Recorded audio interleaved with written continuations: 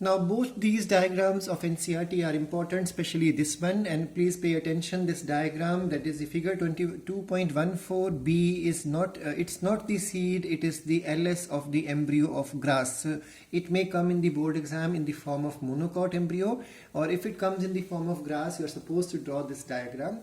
Now the main difference between these two diagrams is that here you can see there are two cotyledons because it is a dicot one, a dicot embryo, and here there is a small rudimentary or poorly developed endosperm, which is called in the cases of grass as scutellum. So scutellum is the rudimentary or poorly developed single cotyledon present in the among grasses.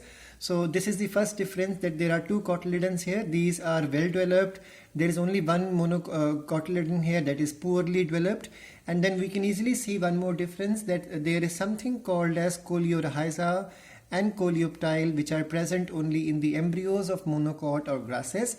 Coleorrhiza and coleoptile, both these structures are missing in the case of a typical dicot embryo. So the function of these two structures are that the coleoptile provides protection to the shoot apex, or provides protection to the epicotyle or plumule, and the coleorrhiza provides protection. So these are the protective sheath which surrounds the either the shoot apex or surrounds the root cap, or you can say the radicle. So radicle is given protection by the coleorrhiza. That means it even gives protection to the hypocotyle. So these are the three main differences between the both of the embryos. Another point is that the second cotyledon, which does not develop in the case of the monocot embryos, is present here in the form of epiblast. This represents the place from where the second cotyledon was supposed to develop if this had been a dicot embryo. Now let's quickly go through the NCERT. Embryo develops at the micropylar end. So these are favorite things for the MCQs to come, that which end develops what. So remember, embryo always develops in the micropylar region. If you remember this concept, from here you can remember that this was a chalazial end where antipodals were there, and this is the micropylar end where the zygote is there. So zygote always develop towards the micropylar end. That means the embryo is going to develop at the micropylar end. Now the next point here is, most of the zygotes divide only after certain amount of endosperm is formed. So some amount of endosperm should be there, and this is an adaptation. So this comes oftenly in the exam. Why this thing happens in the plant? So reason is it provides 100% assurance that there will be nutrition provided to the developing embryo. Though the seed differ greatly, the early stage of the embryo development are similar in both monocots and dicots. So when you see the diagram, they look very different, but the early situations of the development of both, whether it is dicot or monocot embryos, are similar. Now the next thing is, we have already covered the figure number 2.13 in the last class. So zygote give rise to a proembryo give rise to the globular.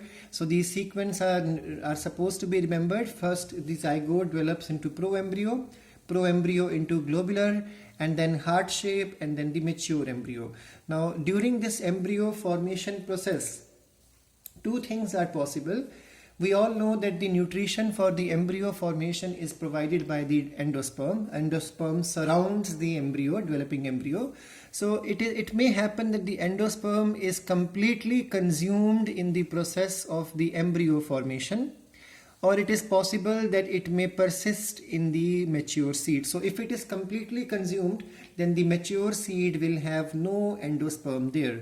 Generally dicot plants are of this category. So when you open a pea seed, or when you open a groundnut seed or beans, you will find that there is no endosperm there, because whatever nutrition was extra, that all is introduced into the cotyledons. So cotyledons swell in their size, they become big in size, because all that extra nutrition has already gone into the cotyledons. So endosperms disappear.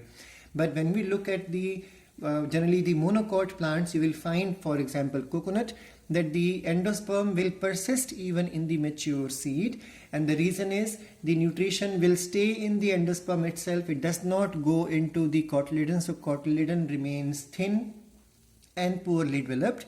And there is an exceptional plant called as castor. Castor is a dicot seed, that dicot plant, so its seed is a dicot seed, but it carries both endosperm as well as the cotyledon. So it is an example of endospermic seed.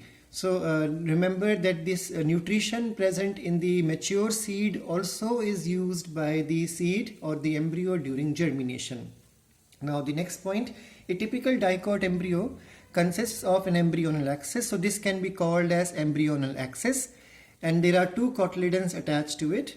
The portion of the axis above the level of cotyledons is called as epicotyle. So this is the point of attachment of cotyledon. So this portion which is raised here is called as the epicotyle, and its tip is called as plumule. You have done this already in the 11th class also. So the cylindrical portion below the level of cotyledon is called as the hypocotyle, and that terminates into the radicle, and radicle is covered with the help of the root cap. Embryo of monocot possess only one cotyledon. In grass family, it is called as scutellum, situated towards one side of the embryonal axis. At its lower end, the embryonal axis has coleorrhiza, which is undifferentiated sheath protective in nature, and in the same manner the top portion will carry the coleoptile.